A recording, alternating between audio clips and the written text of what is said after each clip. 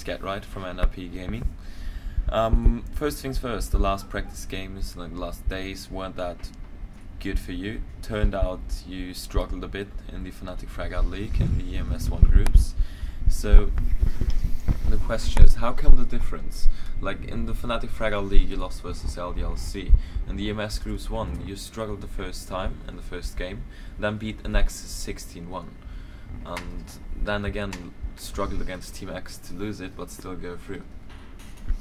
I'm not sure actually. It felt kind of weird when we started to play the games in EMS, which were before we played against LDLC in the Fnatic League. We started off poorly on Kashi there, and don't know what really happened. I think we made a mistake to pick that map, but I think that's my fault because I wanted to play that map against him. And then we knew that we gonna play Nuke against the Nexus. It doesn't really matter what, because they always want to play that against us, and it's been looking on like every game we played against them, we have played that map.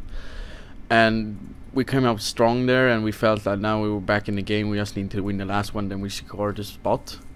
But then we started to struggle against the Swedish team there, and in my offense, I don't like to play against Swedish team. It feels like they know more about you than you actually think, and it felt like they knew what we were gonna do on Mirage, for example, and I don't know really, we just lost the game, but lucky for us we took enough rounds to actually qualify for the next round, as Fnatic beat the Nexus there in the last round, which were lucky. And if you ask me, I don't think we deserved it really to go through, but I'm happy that we went through actually, because we know we are good and we should play well there in the playoffs there.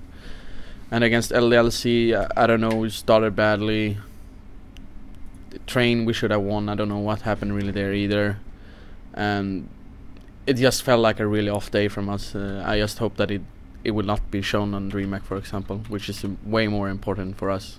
Despite like you being at boot camp, the flaws and the mistakes were obvious in these games, and how do you propose to fix them? It's pretty much go through demos, talk to each other, see what they think about different situations, what do you think about your own self-performance, and just rethink more about the game. And if someone has something to say, they can just say it out instead of like hiding it and think that you were stupid or something like that. Not in that way, but like more rethink about what happened, and know that you are better than you were, and so on, because we know that we were better than the games were shown, and we're trying our best now to fix it before DreamHack. As I said before, DreamHack is a really important tournament for us, especially both of the tournaments, eSport SM and DreamHack International Tournament. So you're keen to, like, you're focusing on DreamHack at the moment, and like the online games weren't that perfect, they didn't run that well for you, but like although they didn't, is the practice in general going well, or do you feel you need to work like in the last 1 or 2 days, get the maximum out of it? It went well in the beginning, if you ask me. More surprised than it was, because we had just some small vacation before the boot camp, and we started off playing well, and we had official games directly, and we actually had every day official games again in different leagues. So I think that could be also one of the factors why we lost, because so many teams kind of looked up on us and so on. But I don't know really. The boot camp itself has been going smoothly, if you ask me. It's been good that it gone against us as well, because then we know that we have some problems that we need to deal with.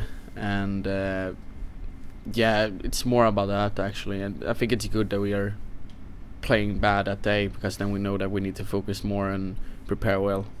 So you mentioned earlier like DreamHack is the focus at the moment. DreamHack is one of the most prestigious events coming up, and you obviously want to win it. The goal is obviously the first one, like to place first, to place on top again to win it. Yeah.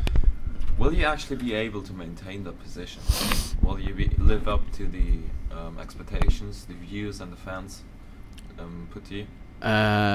I just hope so, and I will try my best for it. I cannot really promise something out that they say we're gonna win it. Of course I want to say that, but that would be just stupid of me, and then I will look like an idiot if we lose. And so I can only say that we will try our best, and hopefully that's good enough for the fans who are cheering for us.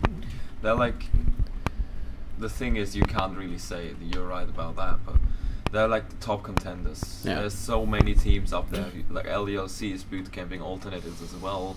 EC is probably also, or at least online boot camps. Like everybody is preparing at their best to get the maximum out of their abilities. Yeah. So who do you think are the top contenders? Who do you think are the teams that you actually have to watch out for? You never know about Americans. We practice against them sometimes, and they were playing better than I thought actually, because they don't have so good conditions in America. And Western Wolves, for example, Copenhagen Wolves, the two Danish teams, they're really good. ESC, you never know about them, and I hope they will be better this time because I cheer for them a lot. And I think the community are not nice to them. And I don't know about Fnatic. For me, it's still a question mark, but they play really well in MES group stages, so maybe they are really well prepared as well. I think every team that's attending actually they have a chance to winning the gold, and we will just see the outcome pretty much. Okay, I want to thank you for the interview. Thank you for your time. I know you have a busy schedule. Last words remain to you. Thanks for you, and thanks to all our fans, families, girlfriends, our bosses, Emil, Niklas, and Anton, and our awesome sponsors. Thanks. Thanks.